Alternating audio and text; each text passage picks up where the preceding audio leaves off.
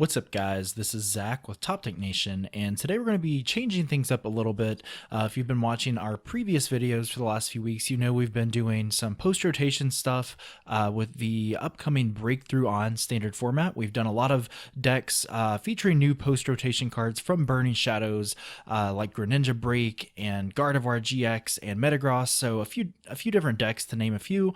But today we are going to be shifting away from that.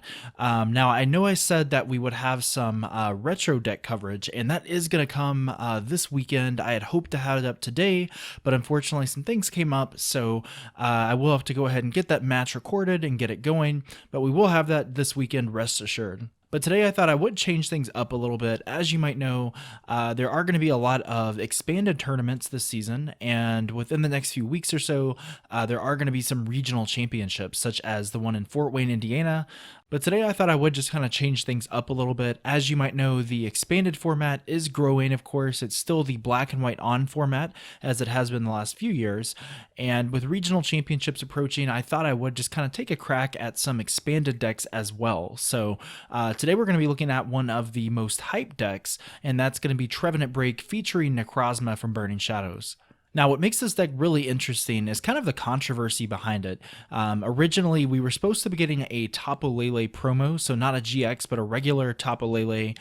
For 2 energy, I think it said you can rearrange the damage on your opponent's board, and that's pretty good, but once you factor in something like Trevenant that can spread damage around with Silent Fear, and then Necrozma GX, which can also spread damage with a GX attack, I'm pretty sure Pokemon delayed it on purpose. We're not really sure, but I think the Tapu Lele promo, it was supposed to be out, but it's not out right now, and people are kind of speculating maybe October-ish when the quarterly ban list comes out, if there is one. So we're going to be on the lookout for that. But right now, Trevenant is still really strong with the addition of Necrozma, so I do want to kind of go over that. So the main strategy of the deck is to make sure that we always have your opponent locked from items. So Trevenant has an ability called Forest Curse, and as long as it's active, your opponent cannot play items. So especially in the expanded format, I think people play a lot more items. They're not quite as afraid of the Garbodor, the Trash Lynch Garbodor from Guardians Rising. So typically in expanded, you might see some items that you may not see in the standard format. Battle Compressor being a big one, Hypnotoxic Laser, and Trevenant's going to be locking those. And what makes Trevenant really good is the fact that you can get this out on the very first turn of the game. So imagine if your opponent has a handful of items, maybe they don't have a supporter, but they do have an Ultra Ball to get Tapu Lele or Shaymin. You item lock them, and suddenly they just have to pass, and within a couple turns, because of their dead drawing, you just kind of win the game that way. So a lot of games just come down to this turn 1 item lock, and it's really powerful. So to achieve that, we have a couple different ways. We have Phantump.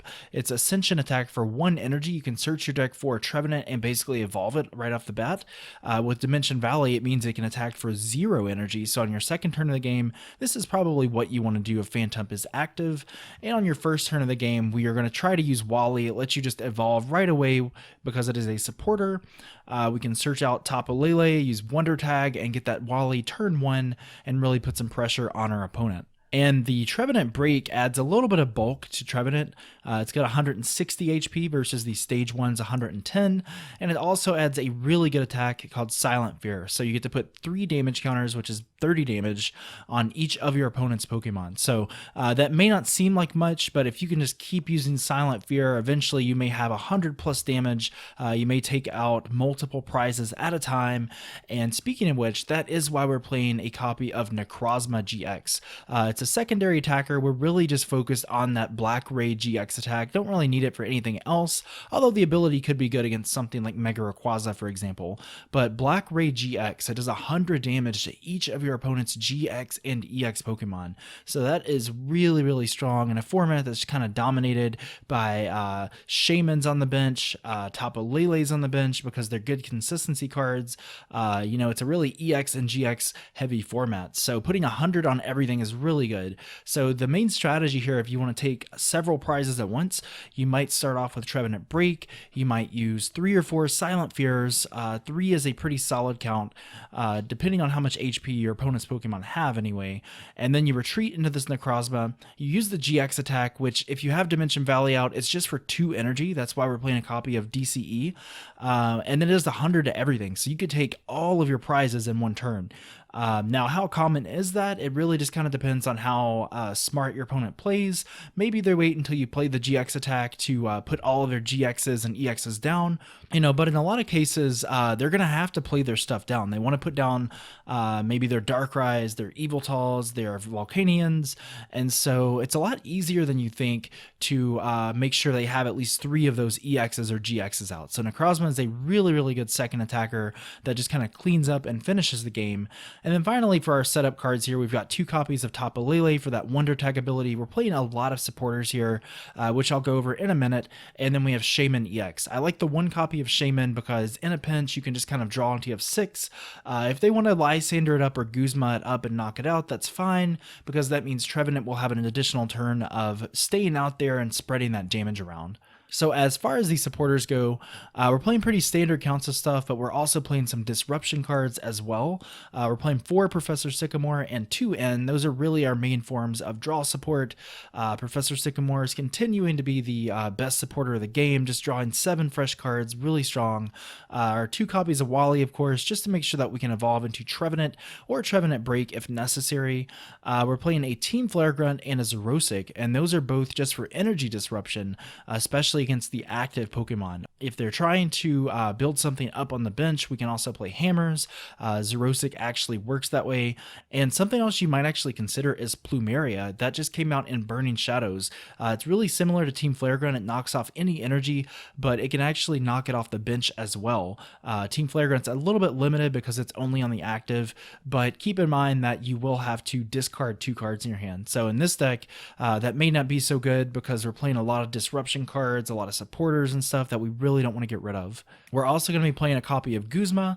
This is a deck that really doesn't need Guzma or Lysander all that much. We're not really dependent on it just because we're spreading damage on the bench already. But there may be situations where my opponent has something that costs like, it has like a 2 or 3 or 4 retreat cost, and we can just Guzma it up and get a really cheap win that way. So I think Guzma is definitely warranted in the deck. We're also playing a copy of Colress, and I love Colress. This is an expanded supporter, one of my favorite supporters. And if you don't know what Colress does, basically you shuffle your hand in your deck and draw a number of cards equal to the number of benched Pokemon on both sides. So if both of our benches are full, we have 5 Pokemon on each side. That's a total of 10 cards we get to draw. So shuffle your hand and draw 10 cards. That is really good, and especially against a deck that might play Skyfield like Mega Rayquaza or Raichu or even a Darkrai GX deck. It's going to be really good because you can get up to 13 cards, and honestly, if you have 8 Pokemon out on your side as well, that's up to 16 cards.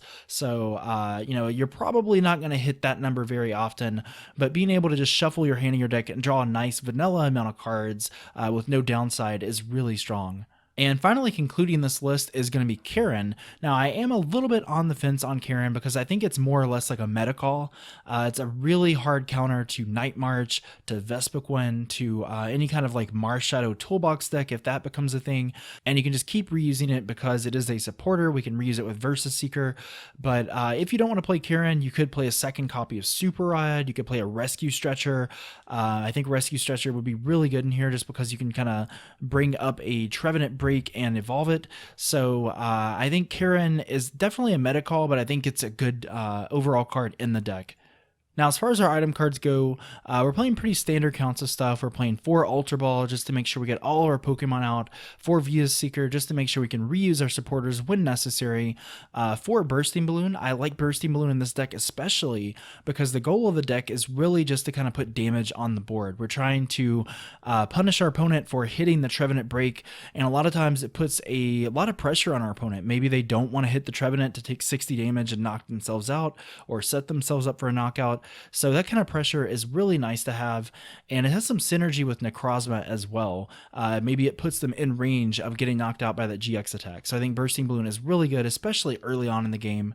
We're also going to be playing 4 Crushing Hammer and 1 Enhanced Hammer.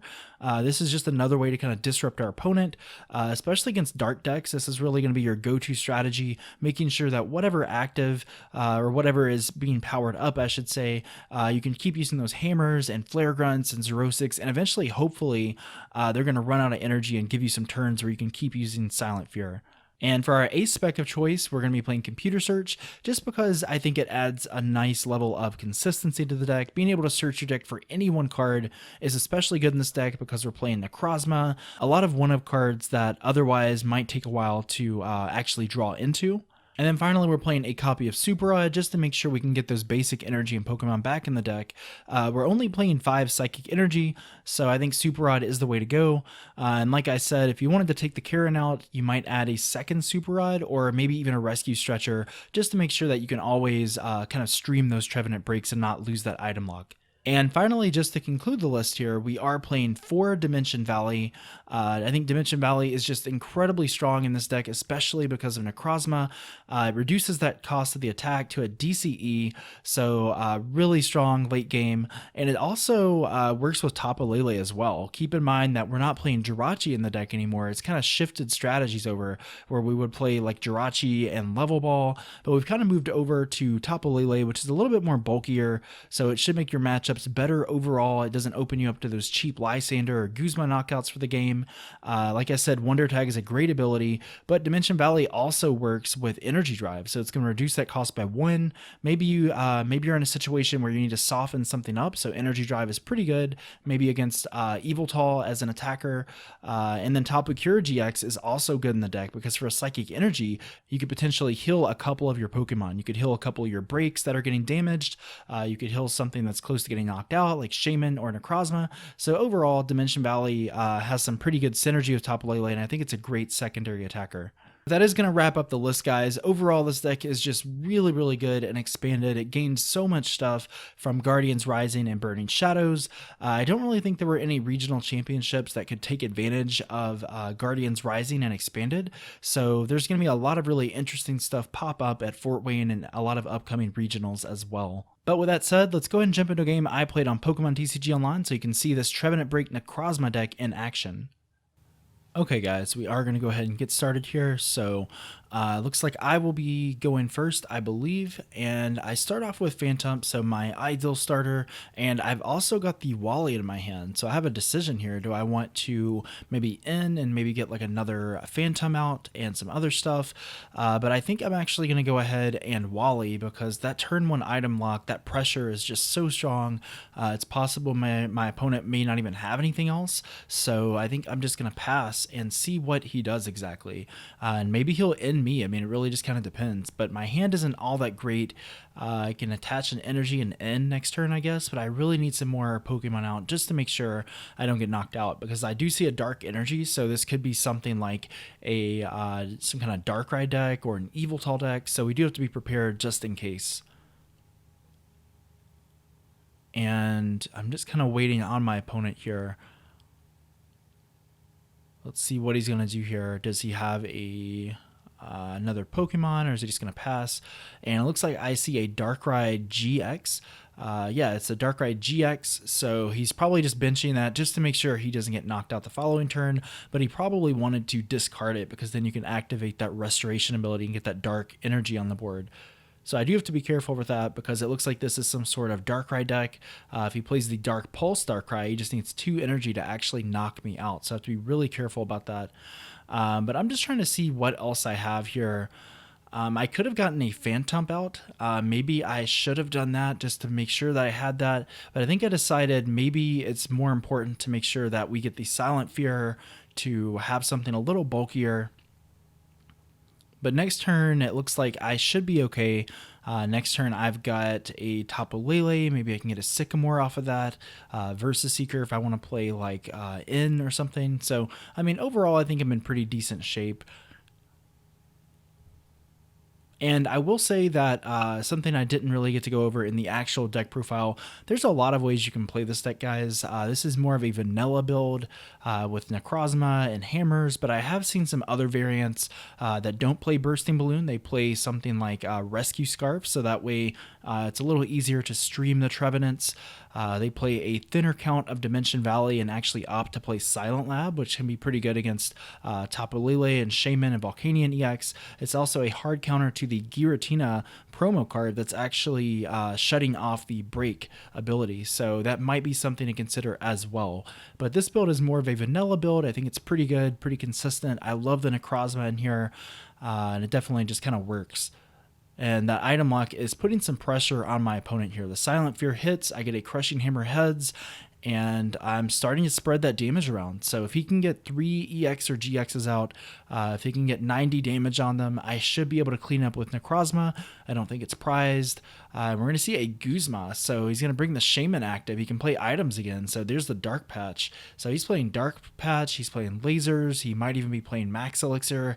Not really sure, and there's a Choice Band as well. So he's getting a really explosive turn thanks to the items. So that just kind of goes to show you that the item lock in Expanded is just incredibly strong. It's good in Standard with Vileplume, which is going to be rotating out in the fall, but in Expanded it's just so much stronger because a lot more decks are actually playing item cards.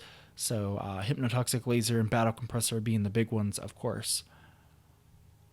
But I don't think he can actually attack this turn. He had to waste an energy on the Darkrai GX. I think I probably would have attached to the EX and just passed because it kind of opens up a play where I can Team Flare Grunt or something like that. But I flip a Crushing Hammer heads. Don't really know which one I want to attach to or take that energy off of, I should say. I think the Darkrai on the bench is the correct target. Just in case he plays like an AZ or something, or Acerola. But I'm going to go ahead and Sycamore. Finally, a second Phantump comes down, and that's probably the biggest weakness of the deck.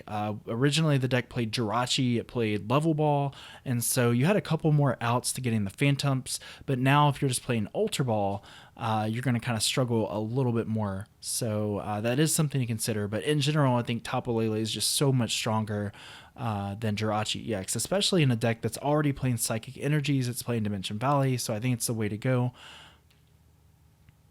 And he's going to go ahead and Professor Juniper. He retreats to the Yveltal, so he's going to start powering things up. This is a pretty good play on my opponent's part here. But I'm just curious, can I set up for the Necrozma knockout? We haven't taken any prizes or anything, but I'm guessing that he is probably going to come out with the prize lead just because he can start one-shotting my Trevenants. So I think I will get a Tapu Lele. I could have gotten Necrozma in the DCE, but then I wouldn't have a supporter for the following turn. And as far as which supporter I should grab, Sycamore wouldn't be bad, but I'm actually leaning towards Colress just because I don't really need a Team Flare Grunt. Colress will get me a lot of cards and save that DCE to make sure that I've got it just in case I get Necrozma, and there it is. So Necrozma and DCE are down. I don't have enough on damage on the board right now, so I'm going to go ahead and probably just use Silent Fear because I think with that damage, they've all been hit 3 times. I think Darkrai has like 100 and some on it. Shaymin and Darkrai have some damage on them. So this could be it. If he can't heal those Pokemon, he might actually lose the game next turn. And that's just crazy to say because neither of us have even taken a prize. It's kind of crazy to think that Necrozma can just kind of clean up the board. So he's going to go ahead and get an N, it looks like. And he's got the Darkrai, so normally I would be in some big trouble, but he's actually opting not to heal, not to use AZ or anything, so I think we've actually won the game already. It was a short game, but I think we've already won. I'm kind of looking and counting the damage on the board, but I'm going to go ahead and use Black Ray GX, and as you can see, oh my gosh, it did 400 damage on the board and took all 6 prizes. So it took out the Darkrai GX, the Shaymin-EX, and the Darkrai EX. So that was pretty insane. I don't know how many games are going to be that short all the time, but it's pretty crazy that Necrozma could just kind of clean the game up. And as you can see, we did a lot of damage. We did almost half of that damage, 400 damage in one turn. That is crazy. But yeah, that should kind of wrap up the videos, guys. This is the Trevenant BREAK and Necrozma deck.